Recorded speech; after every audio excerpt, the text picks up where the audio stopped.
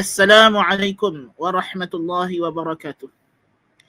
Alhamdulillah wahdah wassalatu wassalamu ala man la nabiyya ba'dah. Sayyidina Muhammadin wa ala alihi wa sahbihi wa sallama tasliman katsira. Amma ba'du. Para penonton, hadirin hadirat, para pendengar yang dirahmati Allah Subhanahu wa taala.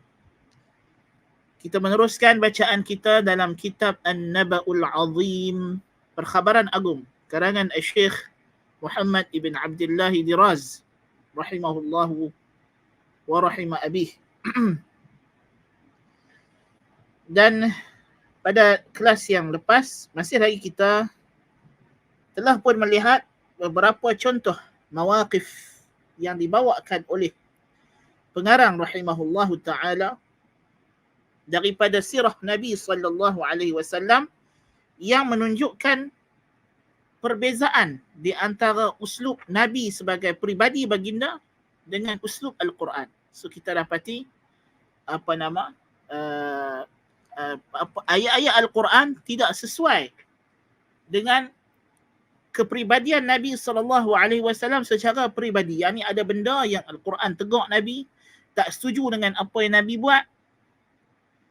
Ya, yang menunjukkan Al-Quran adalah sumber yang lain, bukan daripada dalaman diri Nabi, sebab dia tidak mencerminkan pemikiran Nabi SAW. Sebab ada banyak keadaan di mana Nabi ada pandangan tertentu, kemudian turun ayat Al-Quran bagi tahu yang kamu rancang nak buat itu atau yang kamu telah buat itu aku tidak setuju dan kamu kena buat begini dan begitu. Ya.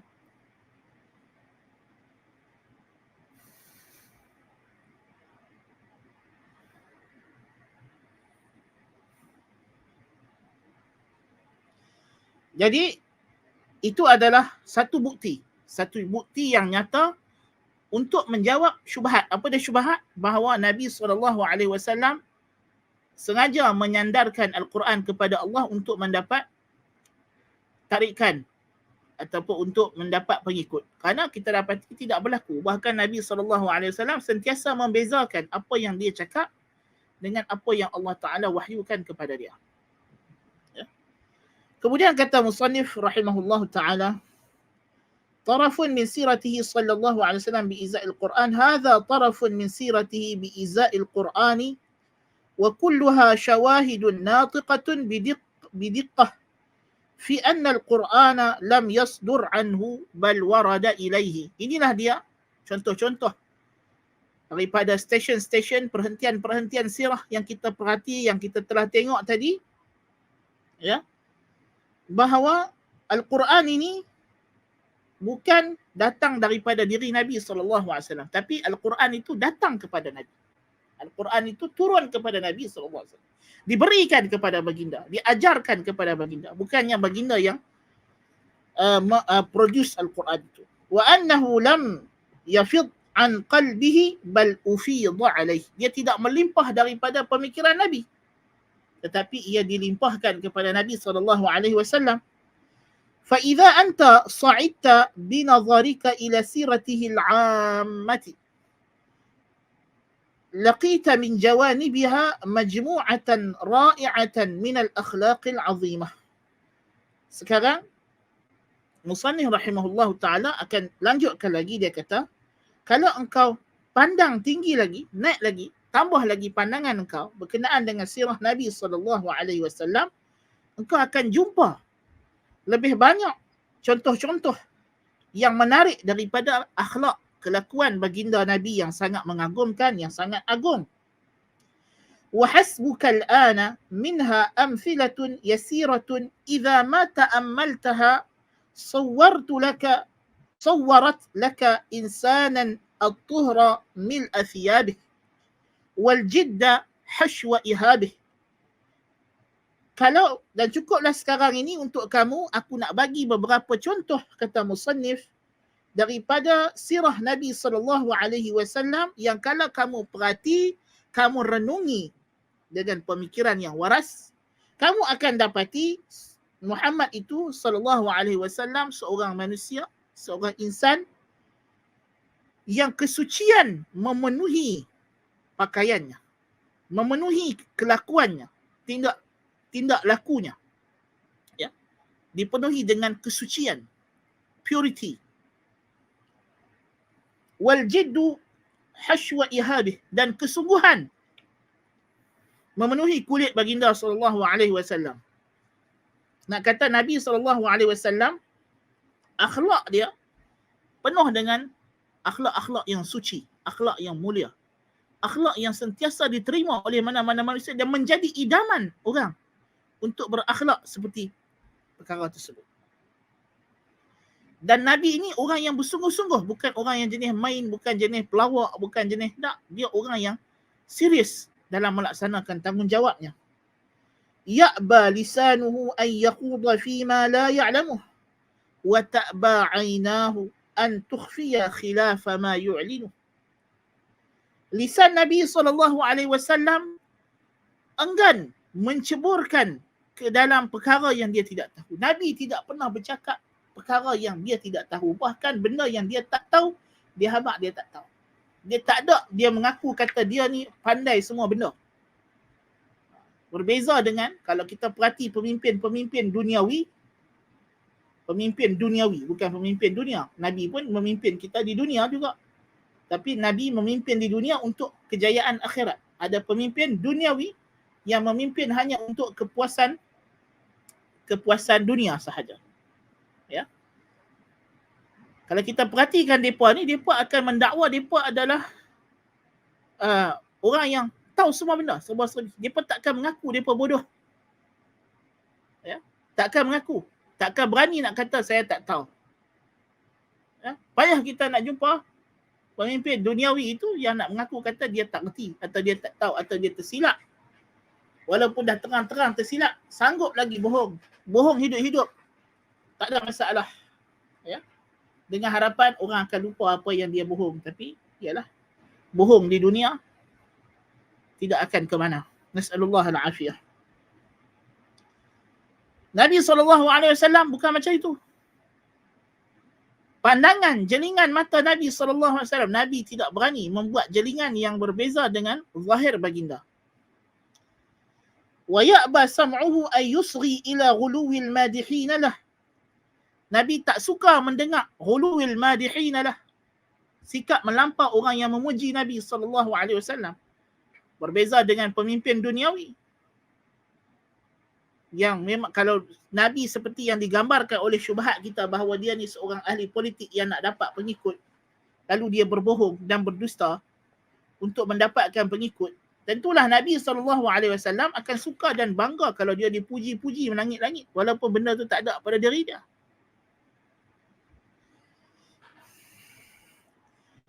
Tawadhu'un huwa hilyatul 'uzama wa sarahatun nadiratun fi zu'ama. Beliau seorang yang tawadhu', yang mana dia adalah perhiasan orang-orang yang besar, dan sikap yang telus yang sangat jarang ada pada pemimpin-pemimpin. Jarang kita nak jumpa pemimpin yang bersikap telus, yang nak mengaku kata ya hari itu ada berlaku kesilapan dalam pentadbiran saya. Mampus nak jumpa orang pemimpin cakap macam tu. Jangan kata pemimpin dalam negara yang konon-kononnya demokrasi kerana takut hilang undi. Pemimpin yang ada absolute power pun belum tentu berani cakap macam tu. Ya. Tapi Nabi SAW baginda sangat telus. Ya. Wa tuthbitu qallama tajidu wa tathabbutun qallama tajiduhu 'inda al-ulama. Dan sikap yang begitu stabil, yang begitu hati-hati dan teliti yang kita jarang jumpa dalam kalangan ulama, dalam kalangan ahli ilmu, dalam kalangan saintis.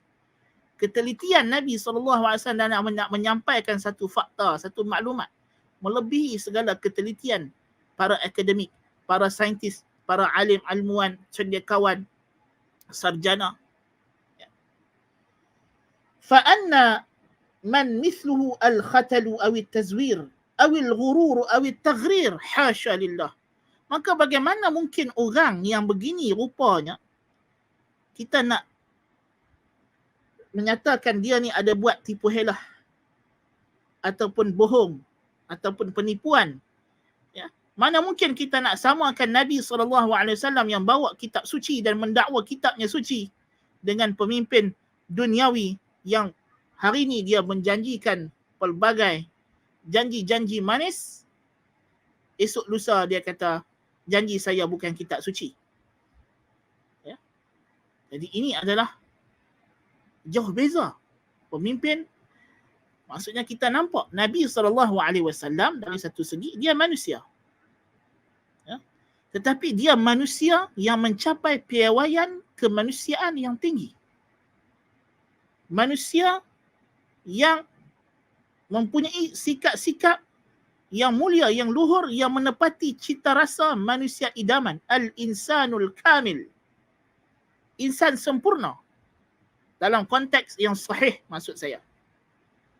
Iaitulah manusia yang mencapai maqam yang kita akan lihat nanti sebagai maqam ubudiyah, maqam perhambaan diri kepada Allah Subhanahu wa taala. Kita manusia Allah Taala ciptakan tidak sempurna, naqis. Untuk kita menyempurnakan diri kita. Dengan apa kita menyempurnakan diri kita? Dengan akhlak-akhlak mulia. Dengan ta'abbud, dengan dua perkara. Al-ikhlasu lil ma'bud wal ihsanu lil makhluk. Kita ini manusia ini bermula dengan kekurangan, tetapi kita akan semakin mulia dan martabat kita semakin tinggi dengan dua perkara. Kita mengikhlaskan ibadah perhambaan diri kita kepada Allah dan berlaku baik dan ihsan kepada makhluk. Dan Nabi SAW menyempurnakan perkara, kedua-dua perkara ini. Baginda adalah a'badul ibad lillah, hamba Allah yang paling menghambakan dirinya kepada Allah, dan dia adalah ahsanun nasi khuluqan, orang yang paling elok akhlaknya. Ada. Jadi kalau orang yang macam ini, kita kawan dengan kawan kita kenal kawan kita. Allahu Rabbi. Dia kawan daripada kecil, kita tahu perangai dia macam ni. Tiba-tiba ada orang main habaq kita, kawan kita ni buat perangai gini. Kita walaupun tak ada bukti, tak ada apa, kita takkan percaya, betul tak? Kita takkan percaya. Kalau orang tuduh kawan kita dengan tuduhan, kita boleh tahu sama ada dia betul buat benda tu atau dia difitnah. Mungkin orang semua tak tahu, tapi orang yang rapat akan tahu. Orang yang rapat akan tahu. Walaupun kita tahu dia boleh buat kesalahan apa semua, tapi kita tahu perangai dia. Tak mungkin tiba-tiba dia boleh berubah drastik daripada seorang yang begitu jurih, begitu elok, begitu baik, tiba-tiba terus jadi orang yang begitu ganas, monster dan sebagainya. Melainkan kalau dia imposter, orang yang menyamar. Tapi Nabi SAW telah disemak luar dan dalam. Luar dan dalam. Lawan dia, musuh dia mengakui kejujurannya. Tidak meragui kebenarannya. Umayyah ibn Khalaf, Nabi lempak lembing kena dekat leher dia. Calak. Bukan luka, calak.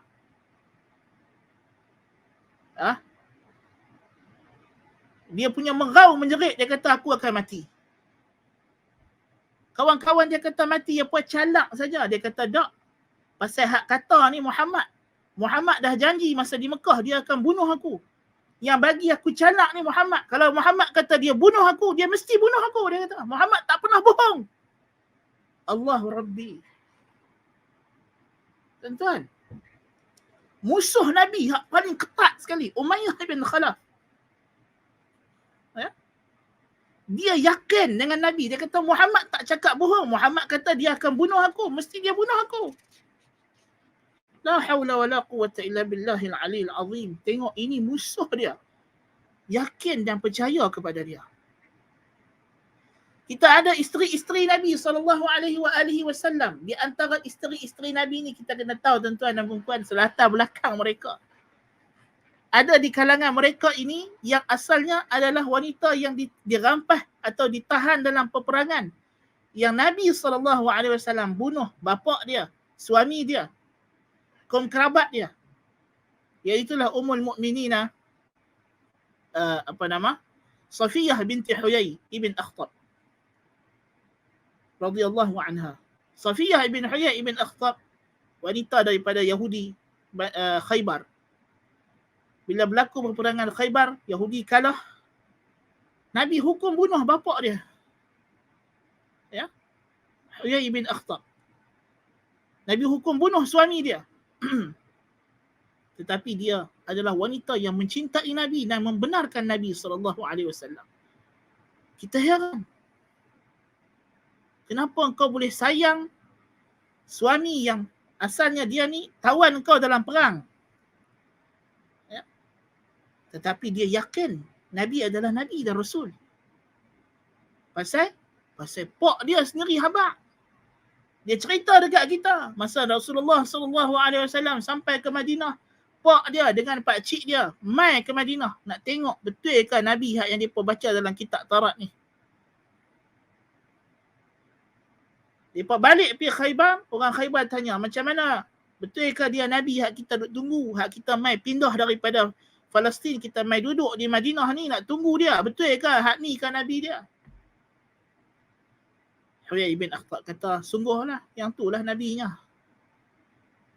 Orang Yahudi rasa kecewa. Kecewa pasal apa? Pasal hak yang mai tu orang Arab. Mereka sanggup pindah mai duduk Madinah dengan harapan Nabi tu adalah daripada Yahudi. Jadi mereka tahu Nabi tu orang Arab, mereka kecewa. Mereka kata nak buat lagu mana? Huyai ibn Akhtab kata, adapun aku musuh dengan dia sampai mati. Allahu Akbar kabir. Jadi rupanya musuh dia yang ketat pun mengetahui dia adalah Nabi. Ya. Jadi sebab itulah kita lihat luar dan dalam Nabi kita Muhammad SAW telah diperiksa kawan dan lawan. Musuh memberikan persaksian dengan keindahan akhlaknya sebelum kawannya. Ya. Dan sikap yang begini mulia bukan terhenti kepada Nabi kita Muhammad SAW. Kita dapati sikap yang mulia ini juga terdidik kepada sahabat-sahabat baginda radhiyallahu anhum. Sahabat-sahabat baginda mendidik anak-anak murid mereka generasi tabi'in. Tabi'in mendidik generasi tabi'in. Ulama-ulama kita. As-salafus salih ridwanullahi ta'ala alaihim ajma'in. Kalau kita meneliti akhlak mereka dengan akhlak Nabi, hanya beza mungkin 1%, 0.5% sahaja. Maknanya akhlak dia bukan sahaja kesan pada dirinya, tapi akhlaknya itu berjaya menjadikan dia pemimpin yang mendidik orang bawahannya. Ya. Mendidik orang bawahannya untuk bersikap jujur, bersikap benar, sikap mulia. Dan adalah penting untuk kita meneliti sifat dan sirah Nabi SAW. Sebab itu kita kena selalu belajar benda-benda ini. Dan ini adalah dalil kenabian yang paling nyata sebenarnya. Yang paling senang. Kita tuan-tuan dan perempuan, kalau kita nak bezakan orang pembohong dengan orang cakap betul, benda yang pertama yang kita jadikan kayu ukur ialah latar belakang, background orang ni. Siapa dia? Daripada mana dia? Sejarah hidup dia. Ada tak dia pernah buat kes-kes yang sekian. Tengok macam mana penyiasatan polis. Ya? Apa yang mereka buat? Check background, latar belakang. Kan? Orang yang dalaman dia rosak, busuk, dia tidak akan terus kekal dalam. Dia mesti keluar di luar. Buah kalau dalam ada ulat, mesti akan nampak dekat luar juga lambat laun. Dia takkan tahan lama. Ya? Jadi manusia yang memang pendusta, pemalsu, kita akan kenal dengan latar belakangnya. Demikian juga orang yang cakap benar, cakap jujur. Kita akan kenal pribadi dia daripada kebenaran dia daripada pribadi dia. Sebab itulah Nabi SAW ya, bila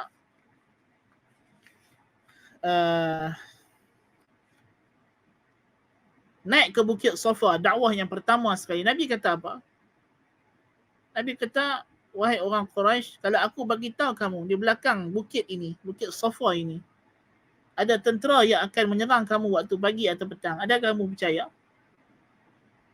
Dia pun tak kata, kami yakin kau tak cakap bohong. Kami kenal engkau orang yang betul. Tak, bukan sekadar itu. Dia pun kata, ma jarabna minka kadhiban. Kami tak pernah ada pengalaman. We have never been experienced from you. Kami tak pernah ada pengalaman langsung dengan kamu. Kamu ada bercakap dusta, telling lies. Tak pernah. Dan berapa tahun Muhammad hidup dengan mereka? Bukan setahun dua, bukan 3 tahun, 4 tahun tuan-tuan. 40 tahun. 40 tahun. Nabi SAW hidup dengan mereka. 40 tahun, tempoh yang begitu panjang. 2 dekad Nabi SAW hidup dengan mereka. Tak pernah, walaupun sekali, mana-mana orang Mekah berpengalaman Nabi cakap bohong. Allahu Akbar kabir.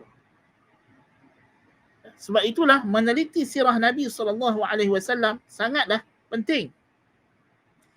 Suka anak-anak baca petikan di sini daripada kitab guru kami Al-Muhandis Muhammad Samir rahimahullahu ta'ala.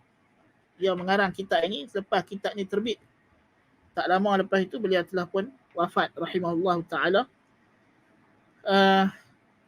Dia kata, inna tafakkura fi sifatin Nabi Muhammadin sallallahu alaihi wa alihi wasallam wa qara'ini ahwalihi huwa min a'zamil adillati dallati ala sidqih.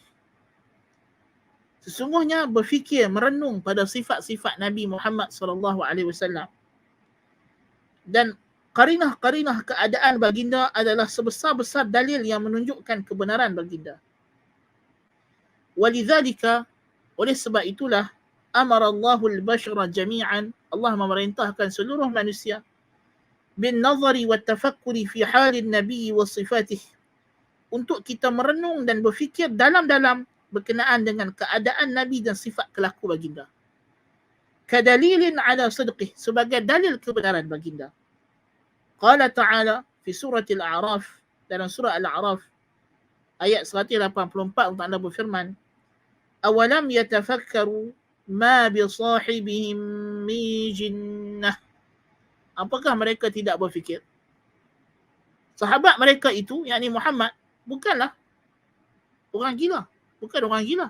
Dia orang yang waras, sihat.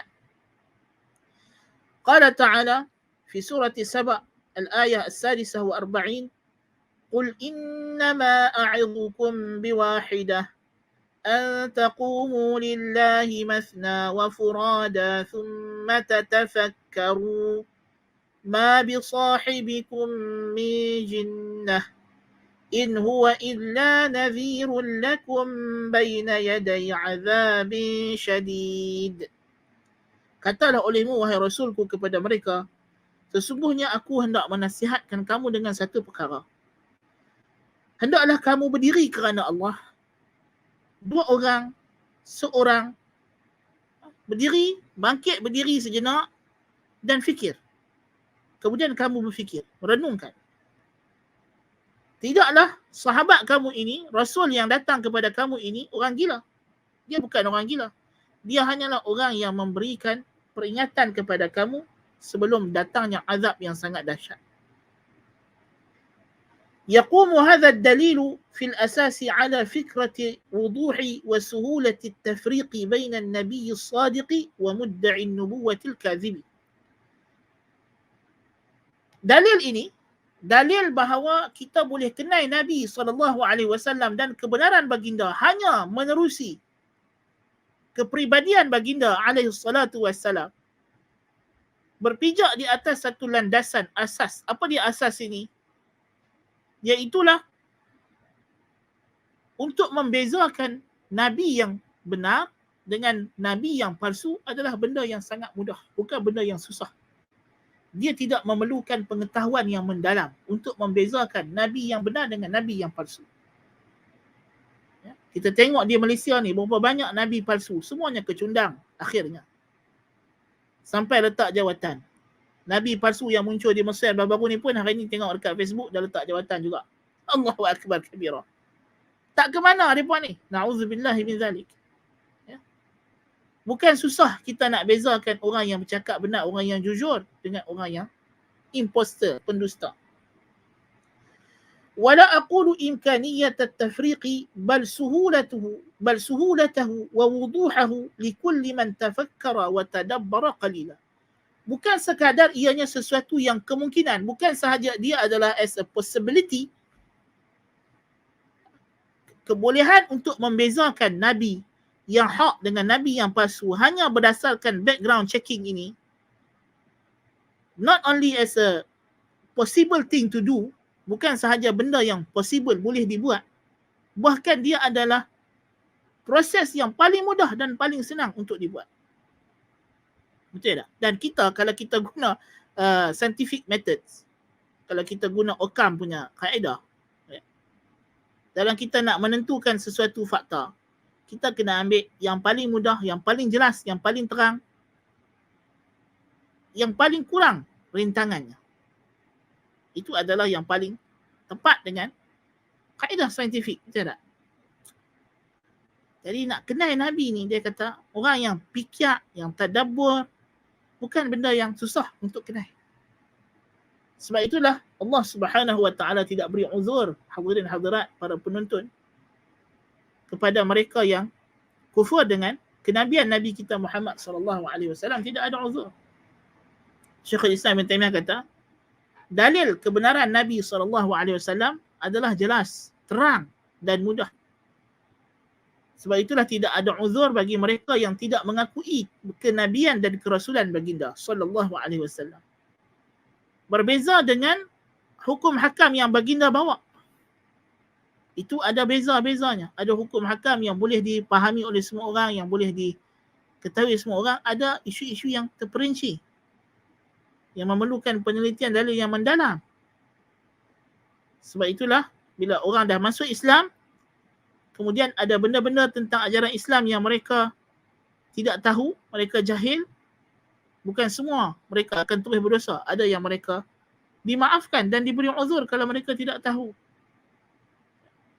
Atau kerana mereka terkeliru kerana syubhah dan sebagainya. Tidak sama orang yang menentang Nabi pada tanzil dengan orang yang tersilap pada takwil. Saya suka menekankan perkara ini. Ya. Mengambil semangat Syekhul Islam Ibn Taimiyah rahimahullah yang sering menekankan perkara ini. Kita tak boleh samakan orang yang menentang Nabi pada tanzil, pada penurunan Al-Quran, bahawa dia adalah Rasulullah, yang menolak hakikat ini, fakta ini adalah orang kafir yang jelas menentang agama Allah dan Rasul. Adapun orang yang menerima baginda sebagai Nabi, yang telah redha Allah sebagai Tuhannya, Islam sebagai agamanya, Muhammad sebagai Nabi dan Rasul, orang yang sebegini, kalaupun dia ada tersilap dalam memahami suruhan Nabi SAW, mereka ini ada keuzuran. Diberi kemaafan oleh Allah Subhanahu wa taala selama mana mereka tidak cuai dan lalai. Selama mana ia bukan berpunca daripada kecuaian mereka dalam menuntut ilmu. Ini di antara rahmat yang dibawa oleh Nabi SAW. Jadi nak bagi tahu kata dalil bahawa Nabi kita Muhammad SAW adalah Nabi dan Rasul, ini jelas. Dalil bahawa Allah Ta'ala itu wujud, Allah Ta'ala itu Esa dan dialah yang berhak disembah, ini jelas. Ya. Ini adalah jelas. Sebab itu kata Syekhul Islam di sini, yaqulu Syekhul Islam Ibn Taimiyah rahimahullah, التمييز بين الصادق والكاذب له طرق كثيرة فيما هو دون دعوى النبوة. Syekhul Islam kata, membezakan di antara yang benar dan yang dusta, yang orang yang bercakap benar dengan yang bercakap dusta, mempunyai banyak jalan dan cara dalam perkara yang bukan melibatkan kenabian. Untuk kita kenal skema dengan bukan skema, ada banyak cara. untuk kita kenal mana barang tiruan, mana barang original. Ada banyak cara. Orang yang biasa pakai jenama tertentu yang original, sekali dia jumpa barang yang tidak ori, dia dah boleh tahu ini ori tak ori. Orang banker yang tiap-tiap hari main dengan duit, kalau dia pejam mata, dia sentuh duit saja, dia tahu ni duit palsu ke duit betul. Pasal apa tuan-tuan? Pasal dia dah biasa. Dah biasa. Tukang masak yang duk masak satu makanan, tiap-tiap hari dia masak, tak ada nak rasa. Dia bau pun dia dah tahu dah ada bahan kurang. Ya. Itu. Ya. Kita tak boleh beza garam dengan gula, nampak sama. Tapi orang yang masak tiap-tiap hari kat dapur, dia tak perlu bubuh label pun. Tak perlu rasa dengan lidah pun. Dia tahu mana garam, mana gula, mana satu ajinomoto. Kan? Punya banyak cara dalam kehidupan kita. Fitrah. Ya? Bila kita buat sesuatu itu selalu, kita hampir dan dekat dengannya, kita boleh bezakan dia dengan banyak. Dan nubuwah, kenabian, bukan benda baru. Kan? Nabi-nabi ni, benda yang manusia dah biasa. Sebab itu Allah Ta'ala kata, Qul ma kuntu bid'an minar rusul. Kata olehmu, wahai Muhammad, kepada mereka, aku bukan rasul yang pertama. Dah banyak rasul yang datang. Kita dah kenal dah apa itu ciri-ciri nubuwah. Kenabian tu apa dia? Ya? Bukan benda yang baru wujud beberapa tahun dengan kedatangan Nabi kita Muhammad SAW, tak?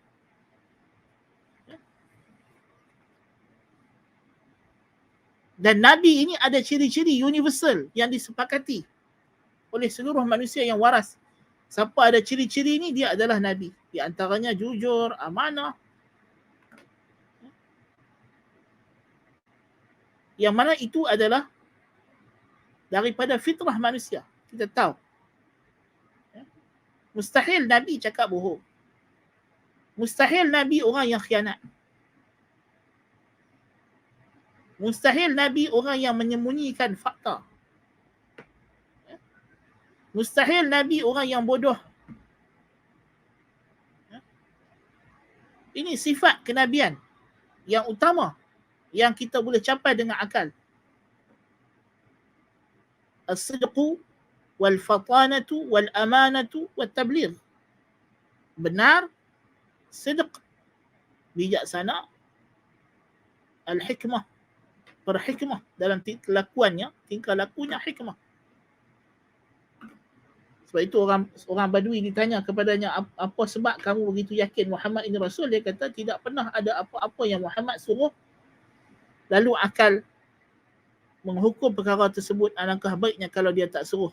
Dan tidak ada perkara yang dia larang, tiba-tiba akal kata alangkah baiknya kalau dia tidak dilarang. Tak ada. Semuanya harmoni, sejahtera dengan fitrah. Menyampaikan dan juga seorang yang amanah, bukan khianat. Dia menyampaikan apa yang dia diberitahu kepadanya, dia tidak akan sembunyikan maklumat. Wa ma huwa 'alal ghaibi bidhanin. Dia tidak akan menyembunyikan perkara gaib. Walaupun perkara itu berkaitan perkara yang peribadi baginda, macam kita dah bincangkan pada bab yang sebelum ini. Baik. Jadi kata Syekh Islam bin Taimiyah, fa kaifa bi da'wan nubuwah? Maka kalau macam itu, bagaimana dengan kenabian? Benda yang paling mustahak dalam hidup manusia ni ialah nabi. Ia akan menghubungkan antara dia dengan realiti kewujudan dia. Ya. Sebab kita kata kewujudan kita ini adalah segitiga yang menghubungkan di antara hakikat-hakikat wujud. Yang melengkapkan segitiga ini ialah Nabi SAW. Rasul itu yang melengkapkan. hakikat Allah Ta'ala wujud, hakikat kehidupan akhirat, dan Nabi. Akal, dengan akal kita ini, kalau kita berfikir dan merenung kejadian alam, membawa kita kepada dua perkara, dua kesimpulan yang besar. Apa dia? Alam ni ada Tuhan yang mencipta, yang mentadbir, yang ada kehendak. Dan kehidupan dunia ini bukanlah perjalanan yang terakhir, mesti ada kehidupan yang lain. Akal yang sejahtera. Sebab itu kita tengok manusia, sepanjang sejarah hidup manusia, dengan pelbagai ragam agama yang wujud di dunia ini, semuanya berkongsi pada dua hakikat ni. Tuhan dan hidup lepas mati. Kehidupan akhirat. Kehidupan selepas dunia. Ya. Tetapi dua realiti ni macam mana nak digabungkan? Macam mana kita nak hidup di dunia ini, jadi kita tahu kehidupan kita di dunia ini, apa relationnya dengan Allah dan hari akhirat. Apa fungsi dunia? Yang nak mencantumkan dua benda ini supaya menjadi realiti ialah Nabi yang akan datang bagi tahu kepada kita apa yang Allah nak kita buat di dunia ini. Ya. Dia yang akan habat dekat kita apa hala tuju kita di dunia ini.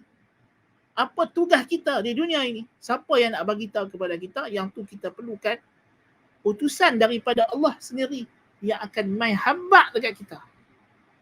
Jadi manusia perlukan kenabian.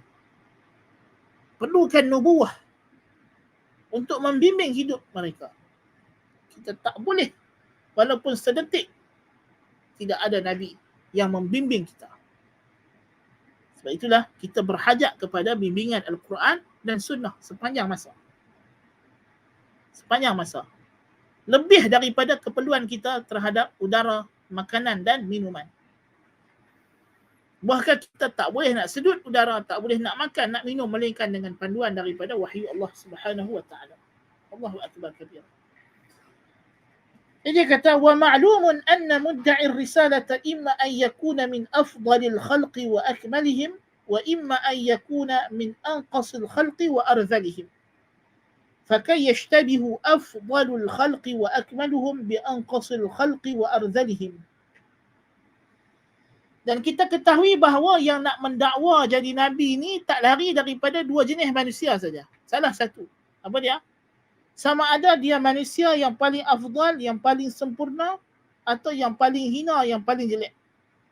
Maka bagaimana kita boleh terkeliru antara yang paling elok, yang paling jelek, yang paling baik dengan yang paling jelek, yang paling buruk? Tak mungkin keliru. Ya? Macam kita kata, duit hanya ada dua je. Sama ada duit tulen atau duit palsu. Dia tak ada tengah-tengah, separuh-separuh, tak? Kan? Kita ada gula yang rasanya manis, garam yang rasanya masin. Dia tak ada tengah-tengah. Kan? Jadi macam mana kita boleh terkeliru? Tak ada. Buah sama ada elok, boleh dimakan atau rosak. Makanan sama ada masih elok atau sudah expired, basi. Dia tak ada tengah-tengah. Ya? Jadi macam mana kita boleh terkeliru di antara nasi yang baru dimasak dengan nasi yang dah basi? Tak mungkin. Kecuali kalau kita tak cek, tak periksa. Tapi kalau kita periksa, kita akan kenal mana nasi yang baru masak, mana nasi yang basi. Betul tak? Sebab dia tak ada nasi di pertengahan. Tak masak pun tidak, tak basi pun tidak. Tak ada. Dia antara dua je. Sama ada masak elok atau basi. Itu je. Jadi macam mana boleh terkeliru? Kalau beginilah, inilah kehidupan kita. Dengan kemahiran yang sama, kita kena guna untuk cari mana Nabi yang benar, mana Nabi yang palsu, untuk kita buat differentiation, untuk kita buat perbezaan. Dan itu lebih lagi, itu tugas kita. Kita guna otak kita, kemahiran kita untuk membezakan mana yang palsu dan tidak palsu dalam macam-macam perkara dalam kehidupan kita yang duniawi, yang sementara, yang fana, yang tidak ada faedah untuk akhirat. Tiba-tiba kita kata, payahlah nak cari mana Nabi betul, Nabi yang tak betul. Jadi saya pilih untuk jadi, na'udzubillahi min zalik, jadi agnostik, dia kata. Ini ayat yang paling bengak dan paling bodoh sekali. Ya? Tak ada pula dalam hidup engkau ini, engkau jadi agnostik dalam bab nak pilih kereta, nak pilih rumah, nak pilih makanan. Ya? Tak ada pula. Engkau pandai gunakan segala nikmat yang Tuhan bagi daripada mata, telinga, hidung, tangan, kaki, mulut, otak untuk fikir, jantung untuk merasa, perasaan. Kau pandai guna semua panca indera luaran dan dalaman yang Tuhan bagi ni untuk macam-macam kehidupan dunia engkau. Tiba-tiba mai tentang urusan agama yang nak menyelamatkan akhirat engkau, kau malas guna, kau duduk. Kau kata tak payahlah. Saya bab-bab agama ni saya tak ambil tahu, saya tak ambil pot. Payah, dia kata. Allahu Akbar. Adakah patut begitu? Ya? Ada orang dia tak mau belajar agama. Dia kata pasal apa? Payahlah agama ni. Ustaz-ustaz semua pakat duk berbeza pandangan ini bersisih pandangan, pendapat itu ini, dia kata. Bergaduh aliran itu, aliran ini. Aswajar lah, Wahabi lah, Salafi lah, dia kata. Payah nak ikut agama ni. Payah nak ikut, nak cari. Tapi, bila mai tang bab politik duniawi, boleh pula. Dia boleh bagi pula 50 dalil. Kenapa? Orang generasi zaman 90-an, dia tahu lah isu 50 dalil. Kan? Boleh pula buat 50 dalil. Kan? Yang apa nama? Allahul Musta'an. Bab agama dia malah fikir. Kan? 50 dalil kenapa anda perlu jadi ahli parti. Cik. Parti punya banyak agak Malaysia ni. Kan? Beranak kalah anjing lagi. Tapi tak ada pula orang mengeluh.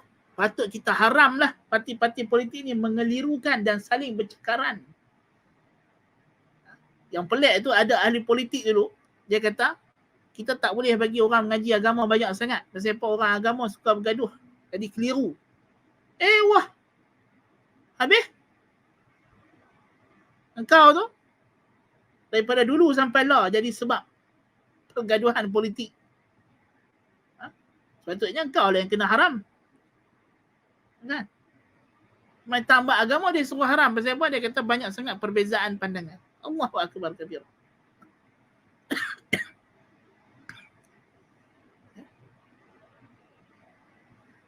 Saya tengok ada di apa? Ada orang kata kita tak perlu belajar, tak perlu belajar.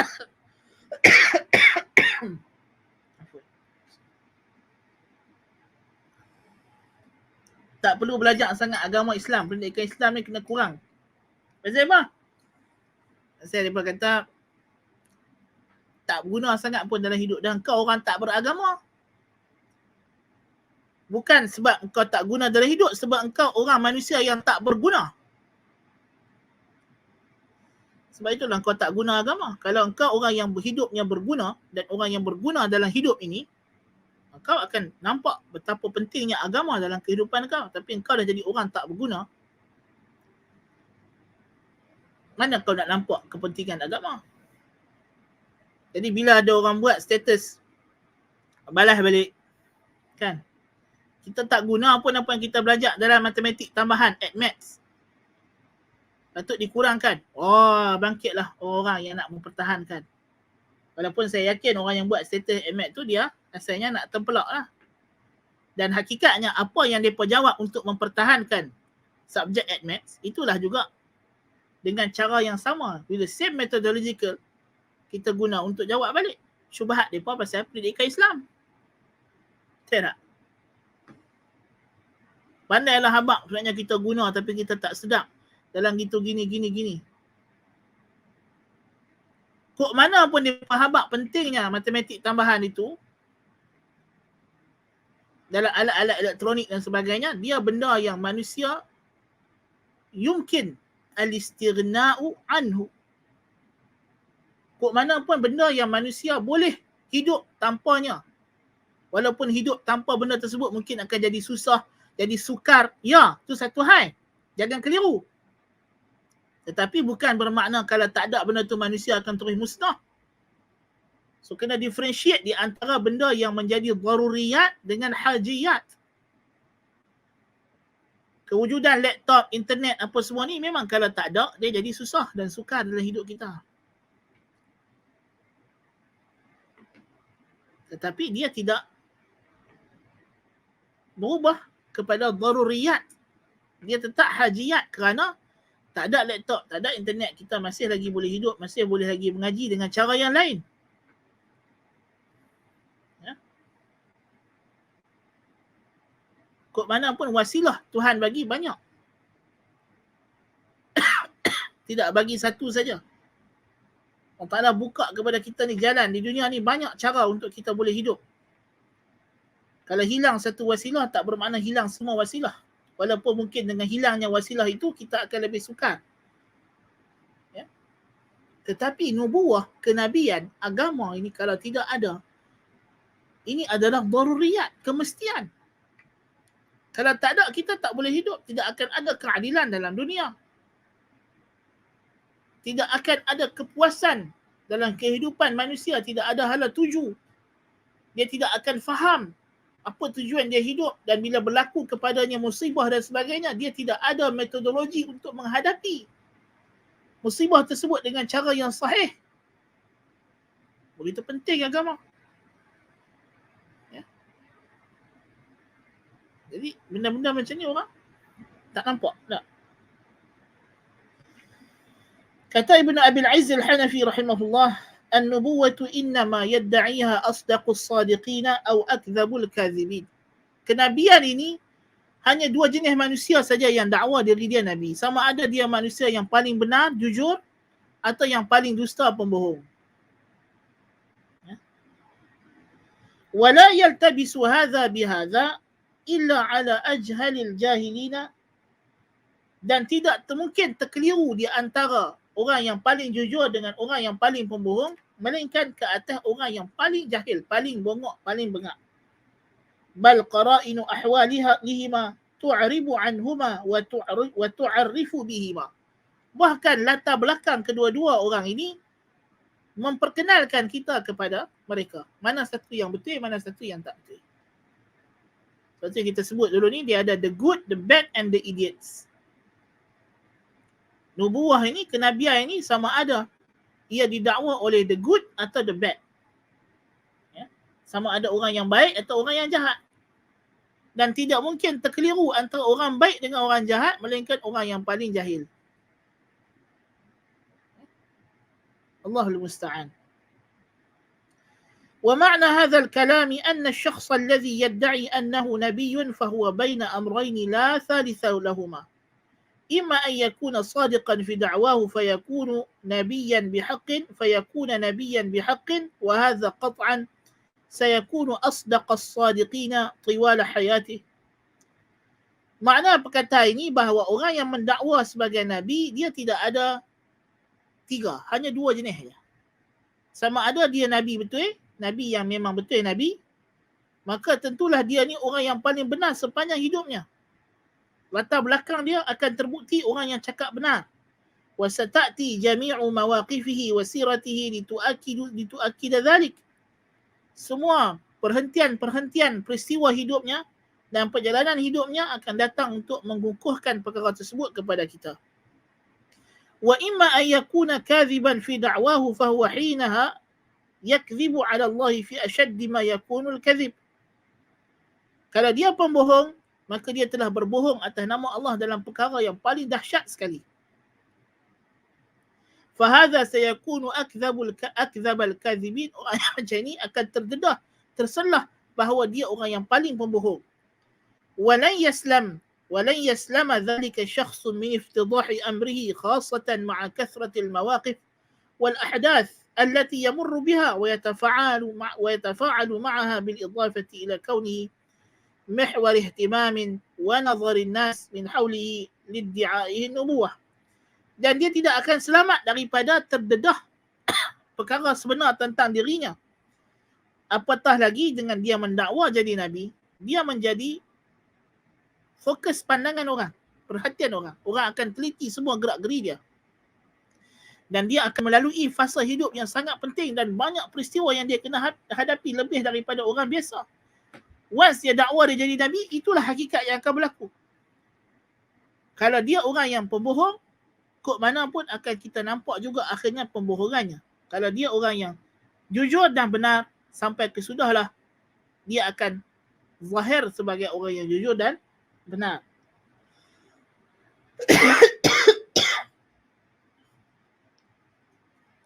Dan Nabi SAW,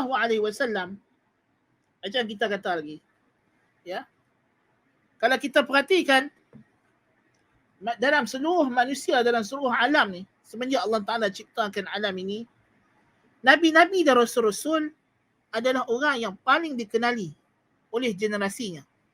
Dan Nabi Muhammad SAW kita dapati tidak ada lagi di zaman kita ini, semenjak daripada kurun diutuskan Nabi sampai lah, ada mana-mana manusia yang setiap peristiwa hidupnya diriwayatkan dan dihikayatkan dengan sanad yang begitu kukuh utuh.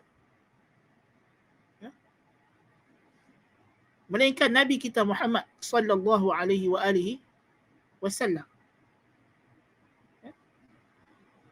Ibnu Umar radhiyallahu anhuma, dia hadir kelas pengajian, dia pergi dengar sebahagian tabi'in menyampaikan pengajian sirah Nabi. Dia kata apa? Ka'annahu hadar al-hadath atau kama qala. Seolah-olah macam dia ni hadir peristiwa tersebut. Allahu akbar. Itu tabi'in, begitu tahu perincian hidup Nabi SAW. Para sahabat nukil dengan penuh teliti. Ya. Generasi salaf mengajar anak mereka sirah Nabi seperti mengajar Al-Quran. Ya. Seperti mereka mengajarkan Al-Quran. Jadi tidak ada lagi orang yang perjalanan hidupnya paling teliti diriwayatkan dan dinukilkan zaman berzaman, tak lekang-lekang sampai sekarang, dengan begitu detail, terperinci, ya. Hatta cara dia duduk buang air besar, air kecil pun diriwayatkan, cara dia tidur pun diajak, ya. Semua gerak-geri Nabi diriwayatkan dengan teliti, dengan sanad. Hanya Nabi Muhammad SAW saja yang macam ni. Pemimpin-pemimpin lain tak ada. Hebat macam mana pun dia, tak ada orang nak ambil cerita dia sampai.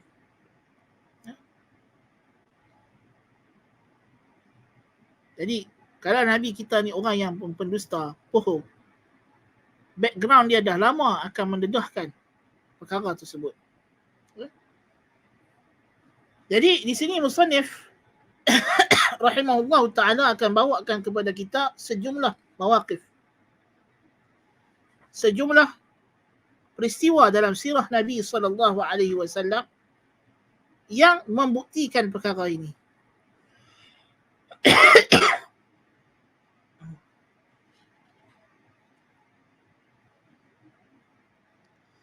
Yang pertama dia kata, jalasat juwairiyatun yadribna bid-duffi fi sabihati ursi Rubai' bint Muawwidh al-Ansariyah.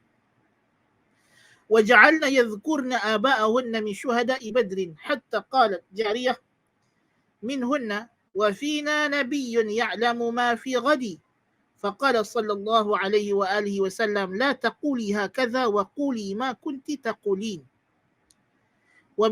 ومصداقه في كتاب الله تعالى قل لا أقول لكم عندي خزائن الله ولا أعلم الغيب وقوله تعالى ولو كنت أعلم الغيب لاستكثرت من الخير.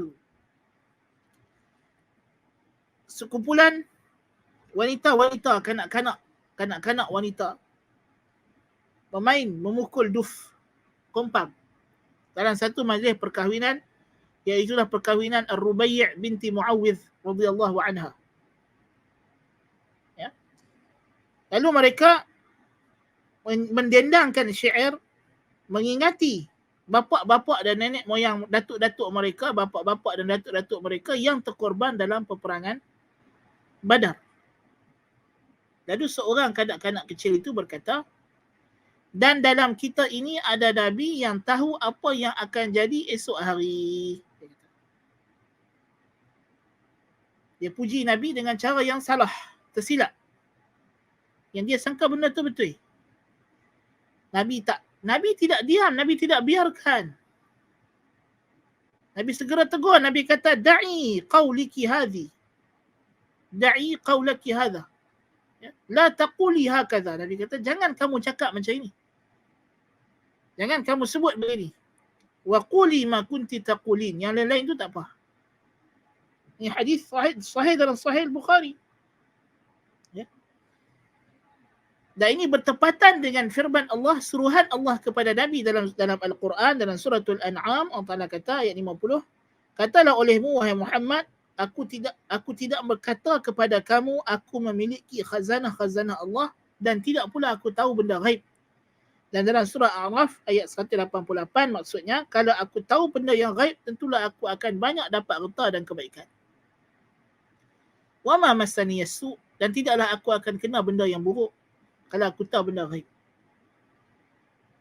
Mengetahui benda ghaib ini adalah keistimewaan yang akan dipulun dakwa oleh sesiapa pun orang yang pembohong dan palsu dalam nak mendapatkan pengikut. Kalau Nabi SAW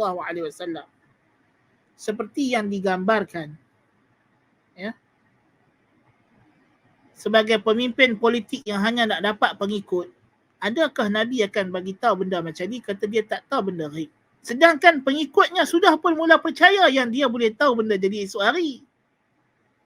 Tapi dia habaq tak, percayaan kamu tu salah. Aku bukan macam tu. Aku tak tahu apa jadi esok hari. Kita tengok pemimpin duniawi. Bukan pemimpin dunia, pemimpin duniawi. Ya. Mereka bersungguh-sungguh nak supaya pengikut mereka percaya yang mereka boleh kontrol kejadian esok hari. Betul tak? Ada pemimpin duniawi dalam kempen dia berani kata, hari ni saya jadi pegang kuasa, esok turun harga barang sekian-sekian. Dia dengan Fir'aun sama saja. Itulah maksud Fir'aun masa Fir'aun kata, ana rabbukumul a'la. Akulah Tuhan yang paling tinggi yang mengawal segala benda yang kamu ada. Itu maksud bukan Fir'aun kata ana rabbukumul a'la maksudnya dia yang cipta alam. Tentulah Fir'aun tak dakwa benda macam tu. Tidak. Kalau tuan-tuan pilih kami jadi pemerintah, kami jamin sekian-sekian. Jamin. Dia hidup, dia pun dia tak boleh jamin, tuan-tuan.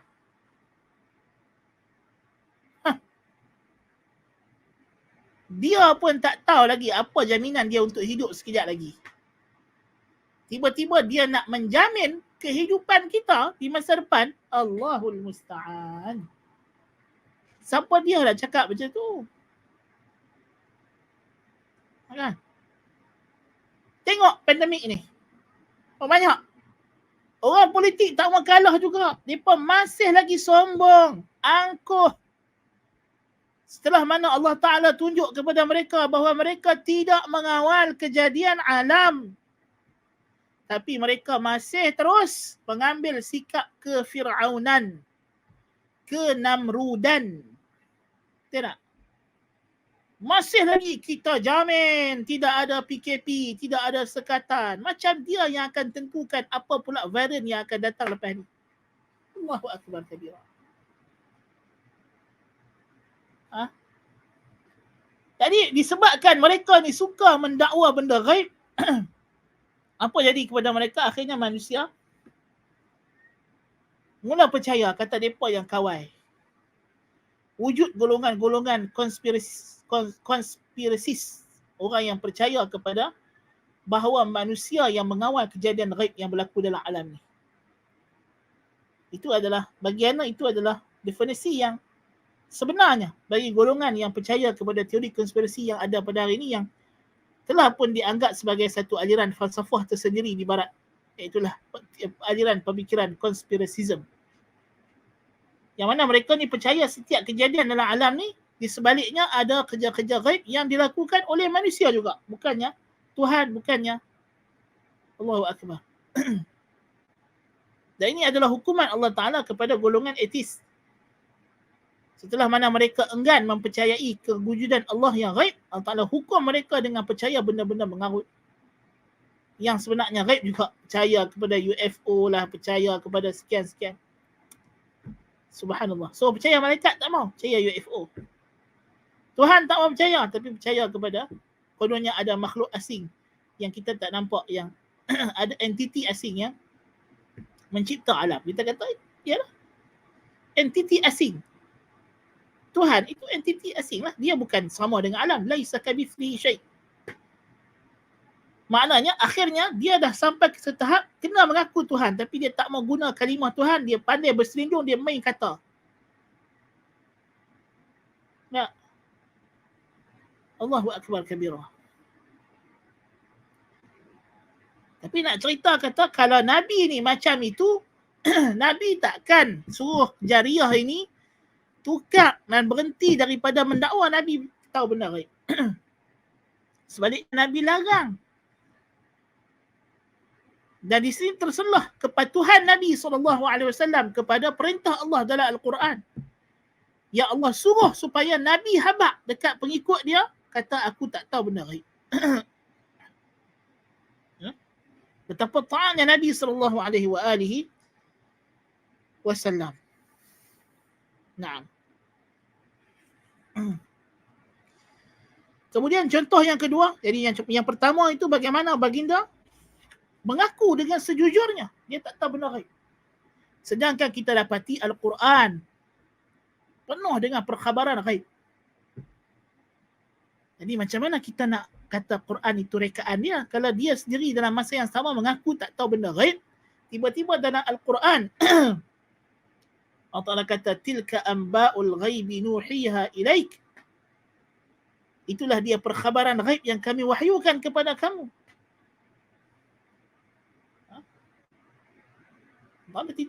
Jelas diberi wahyu kepadanya. Ya. Bukan pengetahuan Nabi sendiri, tidak. Nabi sendiri tidak tahu. Ma kunta tadri mal kitab walal iman. Tuhan kata engkau tak pernah tahu apa dia kitab, apa dia iman, wahai Muhammad SAW. Tak pernah tahu. Subhanallah.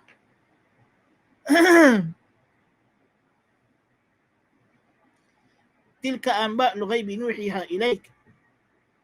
Wa ma kunta ladaihim idh yulquna aqlamahum ayyuhum yakfulu Maryam. Kamu tak ada pun Muhammad masa mana Nabi Zakaria dengan yang lain-lain pendeta-pendeta Yahudi baling pena mereka nak undi siapa yang layak jaga Maryam alaihissalam radhiyallahu anha, mak kepada Nabi Isa alaihissalam. Tidak ada ketika itu, tapi Al-Quran cerita itu benda gaib. Cerita Ashabul Kahfi, cerita Zulqarnain.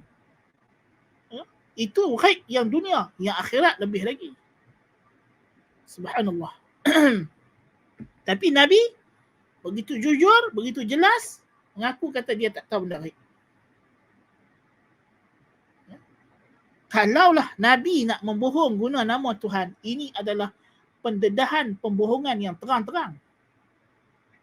Jadi Muhammad, engkau sendiri dah mengaku kata engkau tidak tahu benda gaib, tapi dalam masa yang sama dalam Al-Quran penuh benda gaib. Ya, kalaulah Nabi ini pembohong, ketika inilah terdedahnya kebohongannya kepada manusia. Tapi manusia tahu kalau dah begini punya keadaan, dia bukan pembohong dah pasti. Hanya satu kemungkinan yang tinggal, dia adalah Nabi yang benar, as-sadiqul masduq, yang benar lagi dibenarkan oleh Allah Subhanahu wa taala. Manakan masa kita pun dah tinggal sedikit sahaja. Mana bercukupan dengan sekadar itu dulu insya-Allah taala. Dan kita sambung lagi mawaqif kebenaran Nabi sallallahu alaihi wasallam ini pada minggu hadapan. Kalau ada soalan yang berkaitan dengan kelas ini, kita ambil soalan yang berkaitan dengan kelas ini dulu.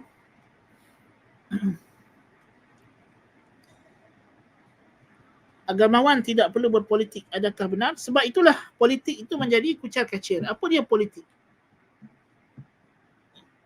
Politik ini ialah urusan pentadbiran dunia. Dan urusan pentadbiran dunia tidak boleh ditadbir mengikut hawa nafsu manusia. Dia mesti patuh kepada perintah Allah Subhanahu Wa Taala.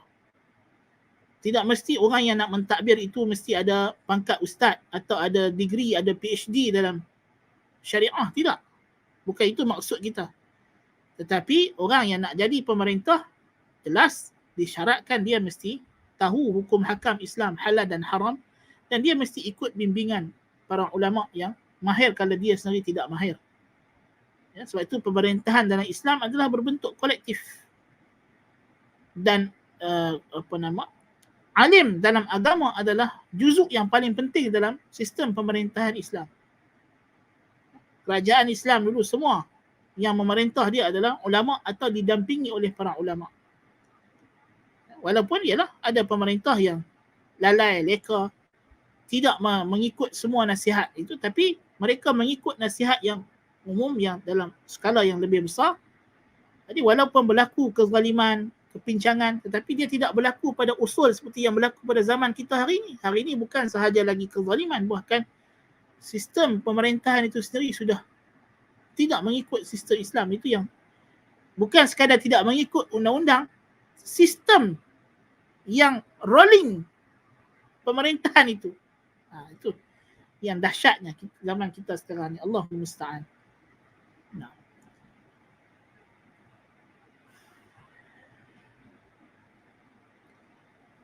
Itu saja soalan.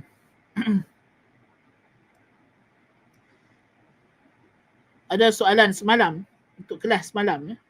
Tapi ana harap kalau mungkin orang yang ikut kelas semalam juga follow kelas hari ni. Semalam ana tak sempat nak jawab. Admin kita pun semalam dia tak sempat nak bagi dekat ana soalan. Rupanya ada soalan semalam. Jadi ana cuba jawab soalan yang semalam ya. Kaitan dengan kelas semalam kita bincang tentang fiqh jual beli ya. Dia kata sekarang ada servis sewa barang, contohnya sewa vacuum cleaner, sewa pelakis. Ya, sewa boleh, tak ada masalah. Sewa apa pun boleh. Sewa ialah kita membeli manfaat barang tersebut secara berwaktu. Ya, kita pinjam barang, manfaat dia secara berwaktu. Car rental yang kenakan syarat penyewa wajib bayar fixed amount 3,000.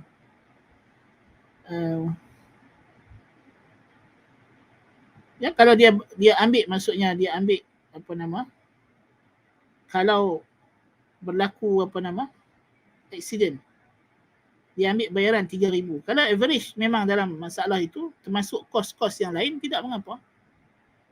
Maksudnya kalau memang 3,000 tu memang tidak akan lari daripada kos-kos yang lain selain daripada repair, mungkin ada benda-benda lain yang dia perlukan, tidak mengapa. Tapi dia kena telus, dia kena habaq lah. Pasal apa dia ambil 3,000? Adapun dia ambil 3,000 macam tu sedangkan dia hanya perlukan RM200 untuk repair kereta, tak betul lah. Tak betul lah. Ya. Pet shop yang jual anak kucing, anak anjing, ya. Anjing haram untuk jual, anak anjing tak boleh. Adapun kucing di sisi jumhur ulama boleh jual. Nah. Dan semalam juga kelas anda sebut berkenaan dengan jual barang-barang najis. Tidak boleh jual barang najis sebab anjing najis. Ya. Kecuali kalau barang najis itu boleh dicuci dengan cara basuhan. Macam baju yang kena najis, itu boleh jual. Walaupun kita belum cuci, tapi kita habaq lah kat pembeli, kata baju ni ada najis tak basuh lagi. Tapi kalau najis itu perlu dihilangkan dengan cara selain cucian, seperti kulit yang kena samak, ini tak boleh jual melainkan kena samak dulu. Atau ayak yang kena najis. Ayak yang kena najis kita kena kalau ayak tu kurang 2 kolah, kita kena tambah ayak sampai jadi 2 kolah dan hilang segala sifat kenajisan. Jadi yang ni tak boleh jual melainkan telah disucikan dulu najisnya. Demikian juga cuka, arak. Arak tidak boleh dijual melainkan setelah diistihalahkan menjadi cuka. Ya. Jadi anjing tak boleh nak cuci kat mana anjing. Anjing masa hidup pun najis, lepas mati lebih najis lagi. Ya. Jadi tak boleh dijual lah. Tak boleh jual. Na'am. Wallahu ta'ala a'lam bis-shawab. Baik, kalau tak ada soalan tambahan, rasa tak ada soalan tambahan, kita berhenti sekadar itu dulu untuk sesi kita pada pagi ini. Aku qouli hadza wa astaghfirullah al-azim li wa lakum. Subhanakallahumma bihamdika asyhadu an la ilaha illa anta astaghfiruka wa atubu ilaik. Wassalamualaikum warahmatullahi wabarakatuh.